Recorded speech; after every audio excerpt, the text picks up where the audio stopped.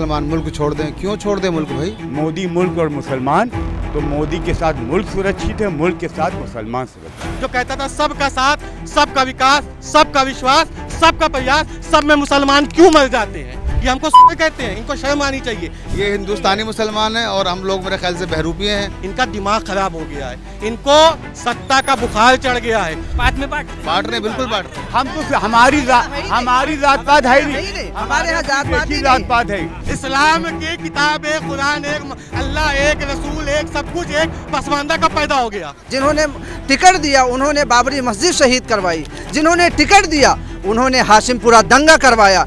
दंगे की बात कर रहे हैं, मणिपुर नहीं दिखाया अभी। मुसलमान ही मुसलमान का दुश्मन है, ये यहाँ साबित हो रहा है। जिस तरह समाजवादी सरकार में शोषण हुआ, जिस तरह कांग्रेस में हुआ, आज महिलाएं सुरक्षित हैं तो भाजपा। इस देश के केंद्र में राजनीति है और राजनीति के केंद्र में मुसलमान।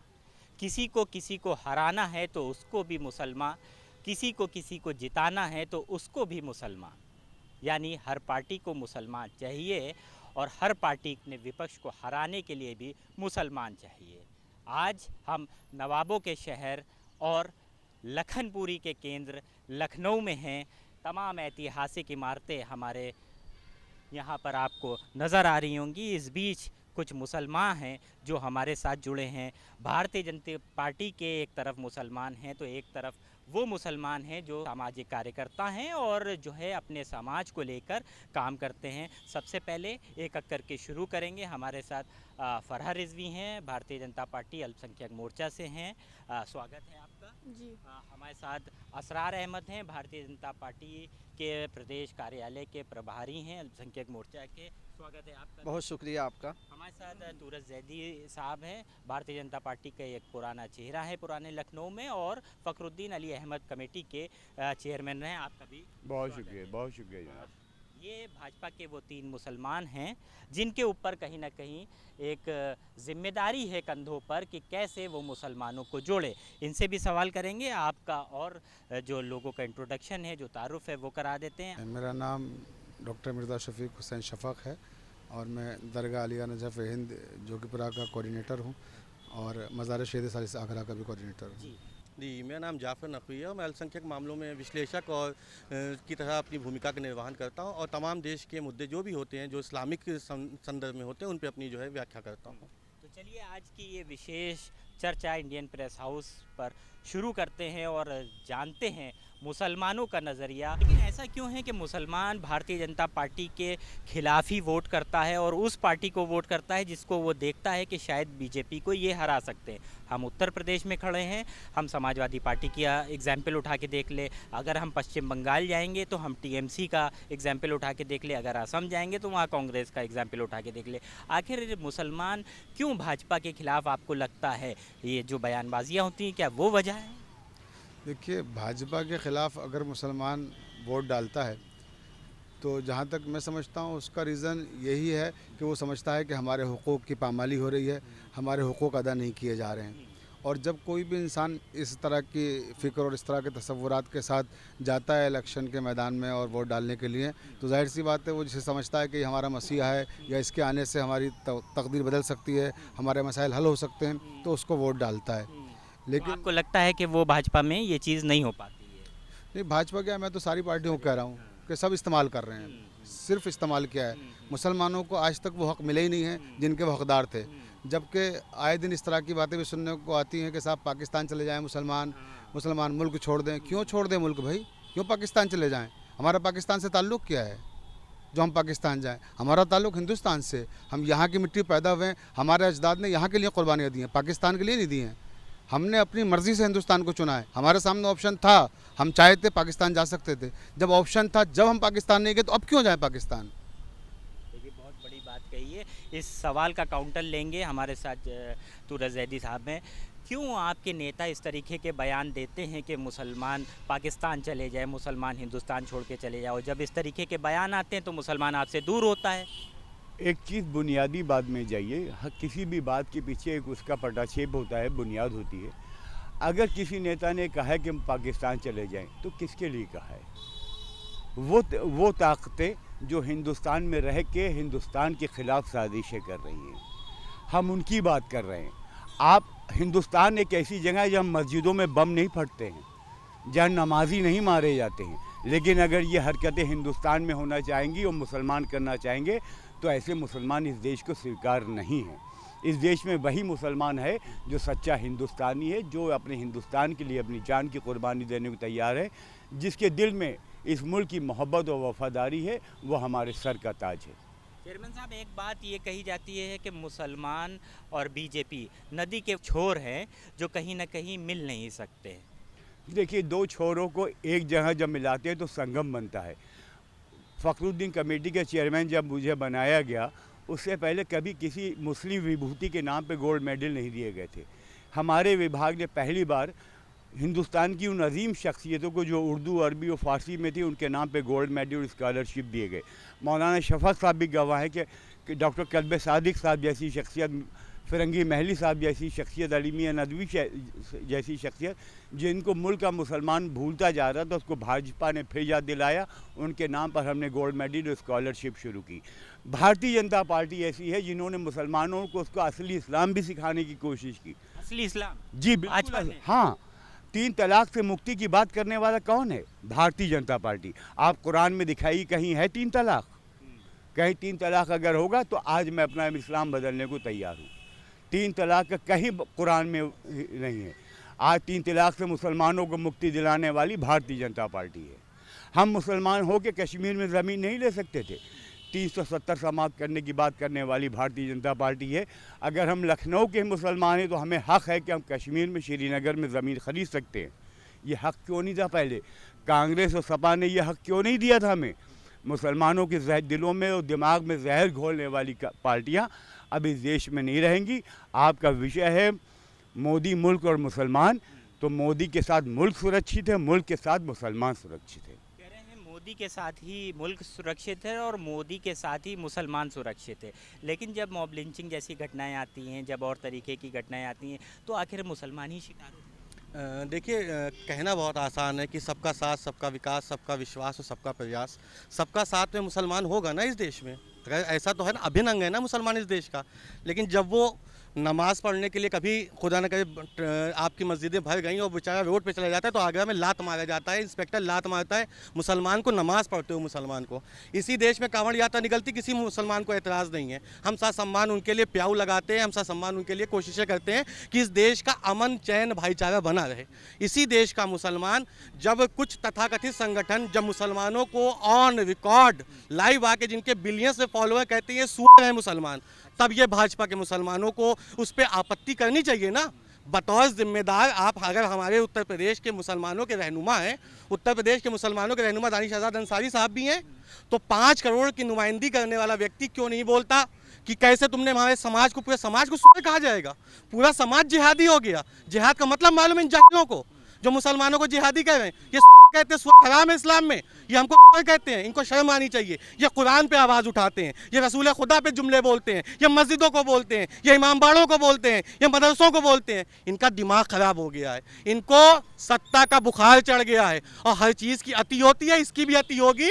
देश का मुसलमान, सिर्फ मुसलमान इसलिए यहाँ खामोश है, मुसलमान कोई डरपोक कौम नहीं है, मुसलमान किसी से डरती नहीं है। मुसलमान सिर्फ इस देश में अमन चाहता है, मुसलमान इस देश में भाईचारा चाहता है। ना मैं सपा की तरफ से बोल रहा, ना कांग्रेस की तरफ से, ना भाजपा की तरफ से, लेकिन मैं मोदी जी को उस संकल्प को याद दिलाना चाहता हूं जो कहता था सबका साथ, सबका विकास, सबका विश्वास, सबका प्रयास, सब में मुसलमान क्यों मर जाते हैं। लेकिन एक सवाल यहाँ पर और निकल कर आता है, बहुत अच्छी बात आपने कही कि मुसलमान आखिर भाजपा को हराने के लिए कब तक की ठीकरा अपने सर पर लिए फिरता रहे? मुसलमान भाजपा को हराने के लिए नहीं ठीकरा लेता है। मुसलमान ये सोचता है पहले ही से हैं, तो बस चाहे भाजपा को वोट दे तब सुअर रहेंगे, तो चलो इनके विरोधियों को दे के अपनी ताकत का तो मुजाहिरा कर दें। आज स्थितियाँ ये है कि मुसलमानों की रहनुमाई किसी पार्टी के पास नहीं है। आप बंगाल की बात अभी कर रहे थे, 47 कैंडिडेट उस बंगाल में मुसलमान उतारे गए, 26 जीत के आए, तो मुसलमान एक तरफा वोट किए, जीते ना। लेकिन मुसलमानों के ना कोई रहनुमा है, ना रहबर है, ना उनकी कोई सियासी पार्टी है। मुसलमान ने सबको सपोर्ट किया, लेकिन सब ने से मुसलमानों को ठगा। 2024 में मैंने भी भाजपा को वोट किया। मैं आपने भाजपा को? मैंने भाजपा को वोट किया। मैं जिहादी हूँ, मैं इस देश का नागरिक हूँ। मेरे बाप फौज में 1965-1971 में इस देश के सैनिक थे, मैं हूँ, मैं जिहादी हूँ। मैं इस्लाम की बात करूँगा तो मैं जिहादी हूँ, मैं इस्लाम की अच्छाई बताऊँगा तो मैं हूँ। मेरी किताब काल्पनिक है, आपकी किताब को किसी विशेष जो है वैज्ञानिक तंत्र से लिखा गया है। एक सवाल और आपसे ले लेते हैं, क्या जो उत्तर प्रदेश में एक्शन हो रहा है या और भी दिल्ली की भी बात कर ले, क्या सेलेक्टिव हो गया है? क्या बुलडोज़र सिर्फ आपको लगता है क्या मुसलमानी के घर पर चल रहा है? क्योंकि ये भी एक पॉइंट ऑफ व्यू है, अक्सर हम लोग देखते हैं विपक्ष इस बात का आरोप लगाता है। देखिए, विपक्ष आरोप लगाता है तो विपक्ष को मौका मिल रहा है ना आरोप लगाने का। एक राम एक रहीम है। राम ने अगर एक बलात्कार किया तो राम जेल जाएगा, लेकिन रहीम ने बलात्कार किया तो पहले एक गोली मारी जाएगी, उसका अंत किया जाएगा। रहीम ने अगर गौवंश की हत्या की, वो गोली भी खाएगा, बुलडोजर भी चलेगा। तो जब आपका न्याय तंत्र, जब आप एक पक्षी न्याय तंत्र होता है तो जाहिर सी बात है मुझे खौफ होता है। मैं भाजपा को वोट देकर अगर भाजपा के खिलाफ बोल रहा हूँ तो ये मुझे संविधान ने अधिकार दिया है, मैंने वोट दिया है, तो मेरी वोट की ताकत कहती है कि मैं सवाल भी उससे करूँगा जिसको मैंने मुख्यमंत्री और प्रधानमंत्री बनाया है। बहुत ज़बरदस्त बात कही है। आपको लगता है देश में या उत्तर प्रदेश में सेलेक्टिव जो कार्रवाइयाँ हैं वो चल रही हैं? देखिए, ये मुझे क्या लगता है, दुनिया को दिखाई दे रहा है, तो जो हो रहा है वो सब देख रहे हैं। और जो बात अभी इन्होंने कही कि बुलडोज़र जब चलता है तो एक मखसूस तबके के ही घरों पर क्यों चलता है, या अगर निशाना बनाया जाता है, इनकाउंटर किया जाता है तो एक ही तबके पर क्यों? अगर ये कार्रवाई दोनों तरफ से हो तो फिर हुकूमत की पोजीशन जाहिर सी बात है मशकूक नहीं रहेगी और हुकूमत की छवि एक अच्छी हुकूमत की बन के सामने आएगी। मैं अपने मुल्क के रहनुमाओं से इस वक्त आपके माध्यम से यही कहना चाहता हूँ कि जैसा कि इस तरह के हमारे जो भाई हैं जाफ़र नकवी साहब जैसे, जिनका दिल दुखा हुआ है, जिन्होंने आपको वोट दिया है। आपका दिल नहीं दुखा है? मेरा क्या, पूरे हिंदुस्तान के जो भी मुसलमान हैं, जाहिर सी बात है अगर नाइंसाफ़ी होगी तो सबका दुखेगा। तो हम तो इंसाफ की बात कर रहे हैं। यहीं पर आते हैं असरार साहब, ये जो मुसलमानों का आप लोगों ने दिल दुखाया है, इसको कैसे दूर करेंगे? 27 में यहीं इसी सरजमी पर, इसी नवाबों के शहर में भी चुनाव होना है, पूरे उत्तर प्रदेश में। 2014 में जब नरेंद्र मोदी की सरकार आई तो नरेंद्र मोदी ने एक नारा दिया था कि मैं एक हाथ में मुसलमानों के कुरान और दूसरे हाथ में लैपटॉप देखना चाहते हैं। और उस पर अगर आप एक तरीके से एक डेटा उठा के देखेंगे एजुकेशन के मामले में, तो मुसलमानों का ग्राफ जो है वो कहीं ना कहीं तालीम में आगे बढ़ा है, इससे कोई भी इनकार नहीं कर सकता। मदरसों में हत्ता कि जो मदरसे जिनको सिर्फ दीनी तालीम दी जाती थी, आज दुनियावी तालीम के एतबार से उनमें भी IAS IPS बन रहे हैं। कहीं ना कहीं ये बदलाव तालीम में आया है, लोग IAS IPS बन रहे हैं। तो जाहिर सी बात है जो समाज तालीम में आगे बढ़ेगा, जो कौम तालीम में आगे बढ़ेगी, जाहिर सी बात है वो जो उसके अंदर घुटन है, जो उसके अंदर तमाम तर बुराइयां हैं वो दूर हो जाती हैं। नरेंद्र मोदी के ऊपर फिर आते हैं। भारतीय जनता पार्टी ने बगैर भेदभाव के योजनाओं का लाभ दिया सबको। अगर हिंदू को मकान मिला तो मुसलमानों को भी मिला है। योजनाओं पे आते हैं, लेकिन ये जो दुख और दर्द है मुसलमानों का, इसीलिए देखिए भाजपाई मुसलमान एक तरफ हैं और आम मुसलमान एक तरफ हैं जो किसी पॉलिटिकल पार्टी से नहीं जुड़े हुए हैं। कि मुल्क परस्त मुसलमान एक तरफ हम हैं। भारतीय मुसलमान हैं ना। इन्होंने हमको गद्दार कह दिया। देखा, हमने सवाल किया, हम गद्दार हो गए। इन्होंने बोला कि मैं मुल्क परस्त हूँ और हम लोग गद्दार हैं। हम अपना हक मांगे, हम गद्दार हैं। आप मुल्क परस्त नहीं है? अरे भैया, हमारे बाप फौजी, हमारे बाप ने 65 और 71 का युद्ध लड़ा, हम सैनिक के बेटे, हम गद्दार। और ये अगर भाजपा का मैं नहीं हूँ, मैं भाजपा का नहीं तो अभी इन्होंने फरमाया कि मस्जिद से बाहर अगर नमाज पढ़े तो लात मार दी जाती है। नमाज पढ़ने के अहकाम मालूम है? पाकीज़गी, तहरत, सड़क के ऊपर गाड़ियों के टायर में गोबर भरा हुआ जा रहा है, वहाँ नमाज आप पढ़ेंगे, अल्लाह ताला लात मारेंगे? कतई नहीं, लात नहीं मारना चाहिए, जो करेगा वो गलत। लेकिन सड़क पे तहरत के पाकिस्तान भेज देंगे? अगर या बम फोड़ने की बात करेगा तो ज़रूर पाकिस्तान भेजेंगे, और पाकिस्तान ही भेजेंगे, ये हम लोग भेजेंगे अगर हिंदुस्तान में बम फोड़ेगा तो। वापस आते हैं, 3 तलाक की बात आपने करी थी। कितने मुसलमानों को, कितनी महिलाओं को आपको लगता है 3 तलाक का ये जो मुद्दा है उसने फ़ायदा पहुंचाया है, या सिर्फ ये चुनावी मुद्दा? अगर चुनावी मुद्दा होता तो आज मुस्लिम बहनें इस तरह से ना खड़ी होती, आज मैं आपके सामने ना होती। और जिस तरह से मुसलमान बहनों के लिए हलाला जैसी कुप्रथा, 3 तलाक जैसी कुप्रथा से निजात मिली है, आज उन बहनों से पूछिए जिनके घर में, जिनको ये भी नहीं पता था, कल मेरा शौहर हमसे कह देगा तलाक तलाक तो तलाक हो गई। तो क्या इस्लाम में ये 3 तलाक इन वन गो है? क्योंकि कई मुस्लिम स्कॉलर ने इस चीज़ को नकारा है, कहा है कि एक बार में 3 तलाक है ही नहीं। तो लेकिन मुसलमान तो नहीं मानते थे। तो ये आपकी भी जिम्मेदारी है ना कि आप बीजेपी की मुसलमान हैं, आप क्यों नहीं मुसलमानों को समझा? धर्मगुरुओं ने मुख्यधारा में लाए नहीं ना। हमारे धर्मगुरुओं का दोष है कि जो मुख्यधारा में लाना चाहिए था। धर्मगुरु आपके बगल में मेरे सामने खड़े, मैं पूछ रहा हूँ। आरोप लगा रहे हैं आप आपने पर। 3 तलाक पे कितनी बातें की, कितनी तकरीरें की। देखिए 3 तलाक पे तकरीरें करने की और बातें करने की जहाँ तक बात है तो मैं अर्ज़ करूँ कि हमारे मसलक में 3 तलाक है ही नहीं। पहली बात तो ये है कि जो हम 3 तलाकों की बात बांटने वाले ही मुसलमान हैं। आज हम एक है ही नहीं, हिंदुस्तान का मुसलमान एक है ही देखिए हिंदुस्तान का मुसलमान जो बांटने की बात कर रहे हैं तो वो खुद ही यही बांट रहे हैं मसलकों में। बात में बांट रहे हैं। बांट रहे हैं, बिल्कुल बांट रहे हैं। हम तो हमारी जात पात है ही नहीं। हमारे यहाँ जात पात ही जात नहीं। पात है। अगर हम मुसलमान हैं तो मुसलमान हैं, और भारतीय हैं तो भारतीय हैं। हम से भारतीय हैं। भारतीय हैं। आप बार बार जो भाजपा का मुसलमान बोल रहे हैं, नहीं हम भारतीय मुसलमान, हमें गर्व है। फख्र है कि हम हिंदुस्तानी मुसलमान। हिंदुस्तानी मौलाना साहब हैं आपके बगल में। ये हिंदुस्तानी मुसलमान हैं और हम लोग मेरे ख्याल से बहरूपिये हैं, कहीं बाहर से आए हैं। वंदे मातरम कहने में शर्म आती है, हमें नहीं आती। मातरम कहने में शर्म आती है। हम कहते हैं वंदे मातरम, बोलिए। हम कह रहे वंदे मातरम, 1000 बार कहेंगे वंदे मातरम।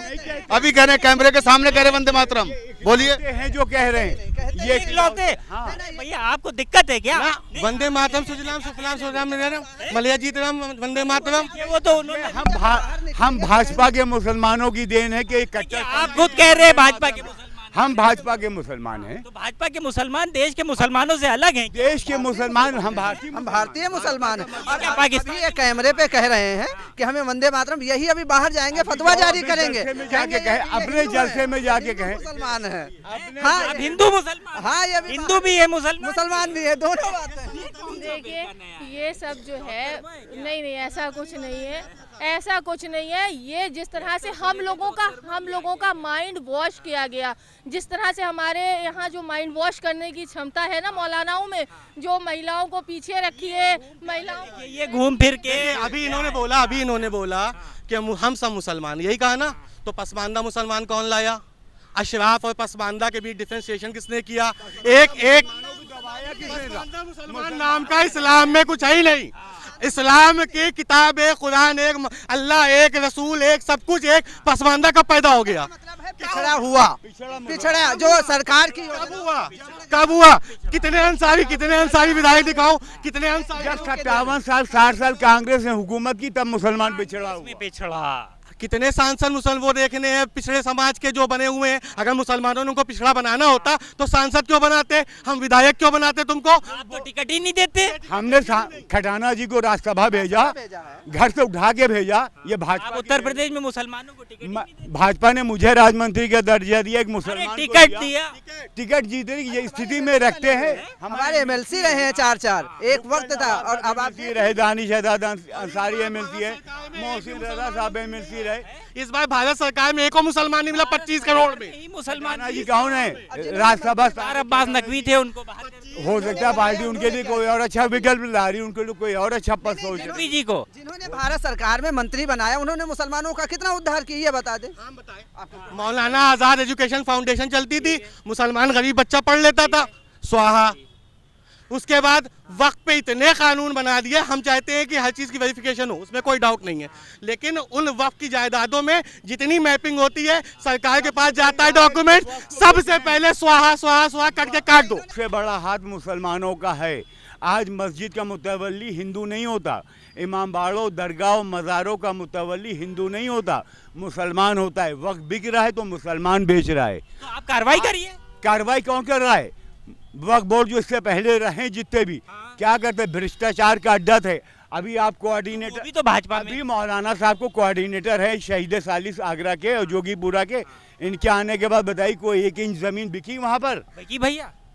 देखिए ज़मीनें जहाँ बिकी हो तो तक ज़मीन में बेचने भाजपा का जोड़ूंगा। मामला है तो ये इल्ज़ामात लगाना एक अलग चीज़ है, लेकिन ज़मीनें तो खैर नहीं बिकी हैं, जो बात है। गुड, जमीनें नहीं बिकी तो ये लेकिन भाजपा की- ये जो फरमा रहे हैं, लेकिन ये जो फरमा रहे हैं भाजपाई मुसलमान, ये मैं पूछना चाहता हूँ मुसलमान क्या भाजपाई होता है? भाजपाई आप भाजपाई इंसान हो सकते हैं, पार्टी के आप आदमी हो सकते हैं, नहीं भाजपाई मुसलमान भी अभी कहा है और कई बार कहा है। तो भाजपाई मुसलमान का मतलब ये कि आप हज़रत मोहम्मद मुस्तफ़ा सल्लल्लाहु अलैहि वसल्लम के मुसलमान नहीं है, उनकी उम्मत के नहीं है, आप कोई अलग नहीं उम्मत लेके आ रहे हैं क्या? जब आप फिरकों में बांट रहे हैं, सब तफरीक फैला रहे हैं, वफ़ को भी सबसे ज़्यादा नुकसान पहुंचाया तो मुसलमानों ने पहुंचाया, किसी योगी और मोदी ने नहीं पहुंचाया।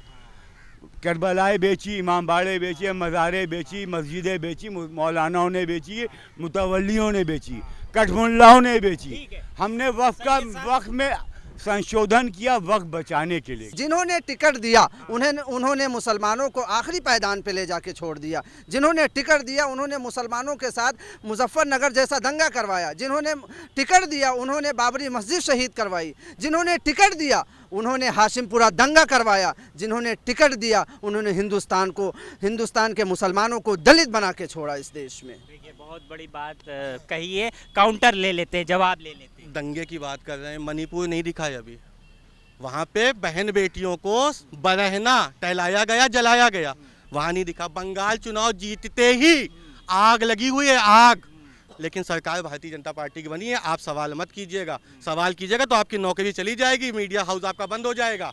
अगर आप मेरा पूरा स्टेटमेंट दिखा देंगे कल आपकी नौकरी चली जाएगी, मुझ पर मुकदमा हो जाएगा। नहीं, ये इंडियन प्रेस हाउस है और मैं आपको गारंटी दे दूं जितनी बात आप कहेंगे सब जाएगी। मेरी बात सुनिए, मुसलमान किसी हिंदू लड़की से शादी करेगा तो लव जिहाद, और हिंदू किसी मुसलमान लड़की शादी करेगा, घर वापसी किया है। कौन सा घर भाई, वो तो मुसलमान था, कौन सी घर वापसी तुम कर लिए। उसके बाद आ जाइए, कहीं कॉर्पोरेट सेक्टर में किसी एक महिला के द्वारा किसी के साथ लव रिलेशन था, उसका कन्वर्जन हुआ, कॉर्पोरेट जिहाद। कौन सा जिहाद, कॉर्पोरेट जिहाद। लव रिलेशन है, ये मुसलमान है, मौलाना साहब बात हो रही है, यहाँ बात जिहाद की है। इस्लाम में लव रिलेशन दिखाओ कहाँ है। आप हर चीज को जिहाद क्यों कहते हैं। आप बताओ, इस्लाम इजाजत देता है, जिहाद। कहीं आदमी पार्टी करते तो पार्टी जिहाद भी कर देंगे ये लोग। देखिए, शब्दों की राजनीति अलग चीज़ है। इस्लाम की बात कर रहे हैं, मुसलमान की बात कर रहे हैं। मुसलमान कहता है कि किसी की बहन और बेटी को पार्कों में टहलाओ, क्लबों में डांस करो, इजाज़त देता है इस्लाम? नहीं देता। अगर भारतीय जनता पार्टी ने रोका तो आपके इस्लाम की हिफाजत। ये तो आपकी कुरीतियां दूर कर रहे हैं हम ना। क्या कह रहे हैं, अगर हिंदू लड़के ने मुसलमान लड़की से शादी की, चाहे उसके साथ फिजिकल रिलेशन बनाए, चाहे उसके साथ कुछ भी किया, उसके साथ दुराचार किया, वहाँ कोई जिहाद नहीं है। लेकिन अगर यही अपराध किसी मुसलमान, मैं अपराध कहा हूँ ना, मैंने तो नहीं कहा कि मैं उसका सपोर्ट कर रहा हूँ। The terms which is used for the person who is Hindu, the same term should be used for the Muslim ना। उसको आप क्या दिखाएंगे, क्राइम दिखाएंगे ना, जिहाद। लेकिन एक चीज तो मानेंगे ना, उन्होंने कहा शब्दों की राजनीति को अगर हम अलग रख दे तो कहीं ना कहीं इस्लाम में जो कमियां हैं वो दूर कर रही बात। या इस्लाम में कुरान की आयतों में एक नुक्ता ना गलत है, ना इस्लाम की एक लफ्ज गलत है, ना इस्लाम की तालीम गलत है। और जो इस्लाम को गलत है वो इस्लाम में नहीं हो सकता। इस्लाम की कमियां भारतीय जनता पार्टी का कोई पार्टी नहीं दूर कर सकती है, किसी की औकात नहीं है। इस्लाम में कोई कमी है ही नहीं। इस्लाम मुकम्मल दीन है और कामिल तरीन दीन है, इसलिए मौलानाओं ने हमारे दिमागों में फिर घूम फिर के आते हैं। देखिए, हमें कट्टरबाज सिखाया किसने? मौलाना ने। हमें शिक्षा से दूर। एक मिनट, ये बताइए पहले, मौलाना ठेकेदार हैं शिक्षा के क्या? हमें लैपटॉप से किसने दूर आपको रखा? मौलाना ने मना किया? हाँ, मौलाना ने मना किया कि लैपटॉप नहीं यूज करें। मौलाना ने ये भी मना किया कि माँ बहनों को पढ़ाओ मत, उनको बुरके में रखो। कौन से मौलाना का पूछा? मौलाना अब देखो बयान, कौन मौलाना ने कहा, बताइए। और आज साबित करेंगे किस हदीस या किस कुरान में लिखा है? कहाँ लिखा है? 2014 से पहले अगर आप रिपोर्ट उठा करते तो 2014 की आप बात कर रहे हैं, सुनिए। अरे पैगंबर इस्लाम जब आए थे 1400 साल पहले, पैगंबर ने कहा मर्द और औरत दोनों के लिए तालीम लाजिम है, बराबर है। बराबर का मतलब ये नहीं कि सड़क पे बेरहना फहरे।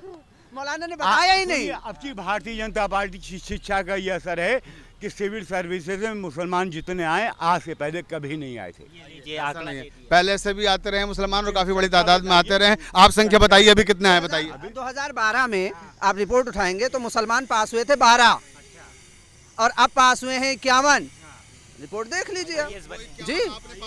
2010 74, 2011 22, 2013 84, 2013 72, 2014 52, 2015 51। क्या रिपोर्ट है? आप दिखाओ, है ही नहीं, ऐसा है भाई। गलत रिपोर्ट दे रहे हैं। मुसलमान तो गलत ही बोलता है भैया, मुसलमान गलत बोलता है। मुसलमान गलत नहीं बोलता है। मैं भारतीय मुसलमान हूँ।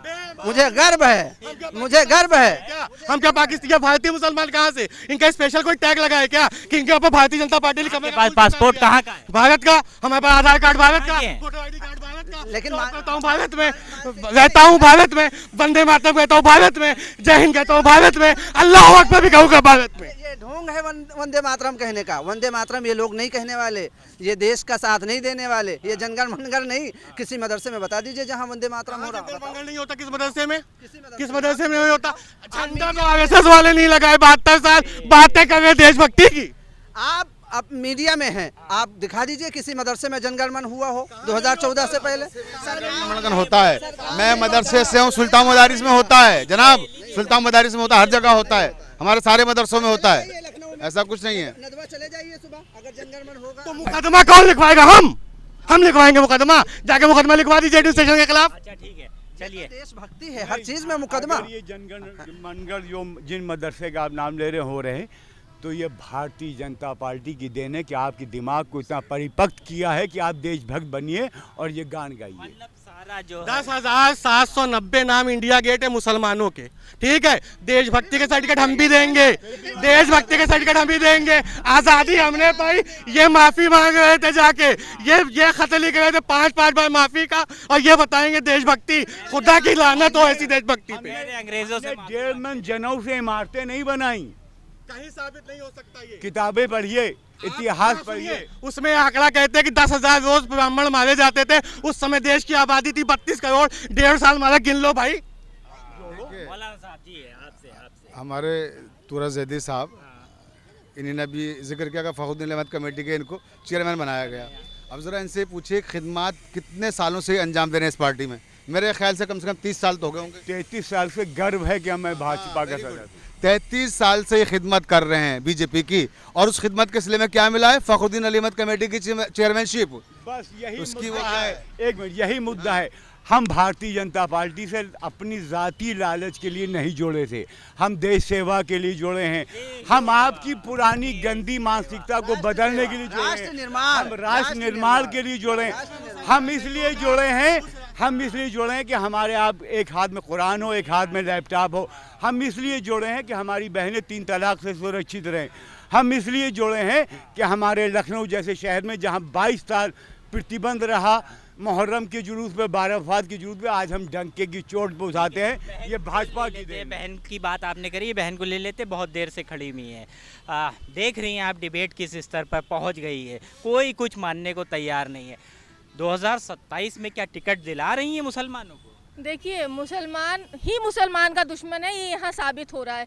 जिस तरह से ये आपस में लड़ रहे हैं और जिस तरह से बातें कर रहे हैं, अरे हम सब एक ही खून है ना, हम सब के अंदर, हम सब हैं तो मुसलमान। अगर आज जी आप बात, हमें अलग किया है, हम मुल्की मुसलमान हैं और वो भाजपाई मुसलमान है, खुद ही कह रहे हैं। हम भारत देश की बेटी हैं और हम मुसलमान हैं, भारतीय मुसलमान हैं। हमारे लोग बार बार आपसे कह रहे हैं और आप बार बार यही इल्ज़ाम लगा रहे हैं कि हम भाजपाई मुसलमान हैं, जबकि हम सिर्फ और सिर्फ मुसलमान हैं। और परिभाषा इनसे ही पूछ लीजिए, फिर हम लोग वो फॉलो क्या है ये भारतीय मुसलमान क्या है? देखिए, आज का जो मुसलमान है वो जागरूक है, वो जानता है कि उसके हक और हुकूक क्या है, उसे किस तरह अपने हक के लिए लड़ना है। और जिस तरह आज आप इस जगह पर खड़े में, यहाँ बहुत माएँ और बहनें बैठी हुई हैं हमारी, और किस फ्रीडम के साथ, जिस तरह समाजवादी सरकार में शोषण हुआ, जिस तरह कांग्रेस में हुआ, आज महिलाएं सुरक्षित हैं तो भाजपा की वजह से। बंगाल में मुसलमानों ने टीएमसी को क्यों वोट दिया, भारतीय जनता पार्टी को क्यों हराने पे लगी रही? देखिए, अगर ऐसा होता तो बंगाल में सरकार ना बनती। और आज जो वहाँ दंगे हो रहे हैं, शुभेंदु अधिकारी तो कह रहे हैं कि जो मुसलमानों का वोट था वो जो है टीएमसी को मिला, ममता दीदी को मिला, और हिंदुओं का वोट हमको मिला। ऐसा कुछ नहीं है। देखिए, मुसलमान बराबर से शरीक हो रहे हैं, और ये जो मीडिया के माध्यम से बातें जाती हैं वो छोटी सी चिंगारी आग का रूप ले लेती है, और मुसलमानों को अब कुछ बताने की ज़रूरत नहीं है। वो जानते हैं उनका विकास किस में है और उनके लिए अच्छा कौन कर सकता है, इसलिए वो अपने आप उस पार्टी को चुनेंगे जहाँ उनका विकास होगा, जहाँ उनके बच्चों का उज्जवल भविष्य होगा। चलिए, बहुत शुक्रिया। फाइनल कमेंट आप कर लीजिए। मोदी जी ने हमेशा 2014 से और आज तक ये कहा कि मैं मुसलमानों के विकास के लिए काम करूंगा, भारत के विकास के लिए काम करूंगा, भारतीय हैं उनके लिए, उनके विकास के लिए काम करूंगा, शिक्षा पे काम करूंगा, स्वास्थ्य पे काम करूंगा, उनको मेन स्ट्रीम में लाने के लिए काम करूंगा। भारतीय जनता पार्टी का वही नारा है, सबका साथ, सबका विकास, सबका विश्वास। और मुसलमानों के हक के लिए मोदी जी ने वो कहा था कि एक हाथ में कुरान और दूसरे हाथ में लैपटॉप। मोदी जी उसी पे काम कर रहे हैं। जो मुसलमान जुड़ा है, जो मुसलमान भारतीय जनता पार्टी को वोट दे रहा है, वो भी भारतीय है, जो नहीं दे रहा है वो भी भारतीय है। ठीक है, फाइनल कमेंट चेयरमैन। देखिए, फाइनल आप बात पूछना चाह रहे हैं, मोदी है तो देश का विकास मुमकिन है, मुसलमान की सुरक्षा है और हम सब की प्रगति और सबका साथ और सबका विकास का जो नारा है वो सार्थक हो रहा है।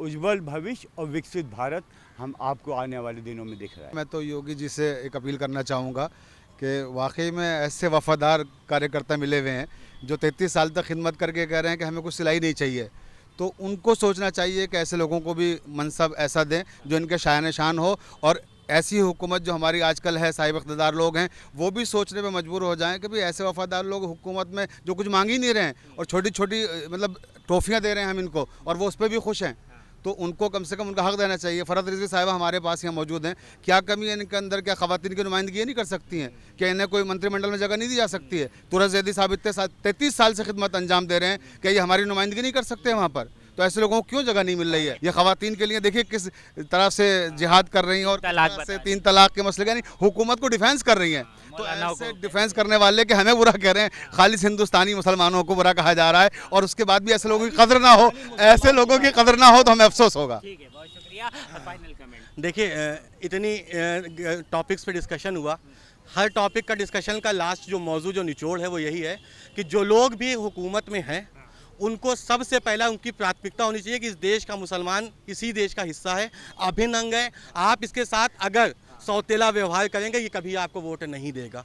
जिसने दिया है वो अब भविष्य में नहीं देगा, मैं नहीं दूंगा, क्योंकि मैं देख रहा हूँ ना कि हर दिन मेरे साथ जो प्रताड़ना, मेरे समाज के साथ जो प्रताड़ना हो रही है उस पर अल्प विराम नहीं है, पूर्ण विराम लगाने की आवश्यकता है। और अगर इसी को सबका साथ, सबका विकास, सबका विश्वास, सबका प्रयास, इसकी वास्तविक नीति यही है, तो इस पर काम कीजिए। मुसलमानों के साथ दोहरा व्यवहार कतई मत कीजिए और जो लोग कर रहे हैं इन पर कठोर कानूनी कार्रवाई की जाए। ठीक है, बहुत शुक्रिया आप तमाम मेहमानों का हमारे साथ जुड़ने के लिए। तमाम ये उत्तर प्रदेश के वो मुसलमान हैं, एक तरफ तो भारतीय जनता पार्टी से जुड़े हुए मुसलमान हैं और दूसरी तरफ वो मुसलमान हैं जो मुस्लिम कौम को लेकर काम करते चले आए हैं। हम नवाबों की नगरी में खड़े हैं, हमारे पीछे घंटा घर है, मेरे दाहिने ओर इमाम बाड़ा है और मेरे पीछे अगर बात करेंगे तो टीले वाली मस्जिद है। ये इंडियन प्रेस हाउस की इस ख़ास पेशकश, इस ख़ास जगह से, यानी जहाँ पे तीनों छोर मिल रहे हैं। हालांकि मुसलमान और भारतीय जनता पार्टी यानी नदी के ये दो किनारे 2027 में मिलते हैं कि नहीं मिलते हैं, ये आने वाला समय बताएगा। ऐसी ही तमाम खबरों के लिए देखते रहिए इंडियन प्रेस हाउस।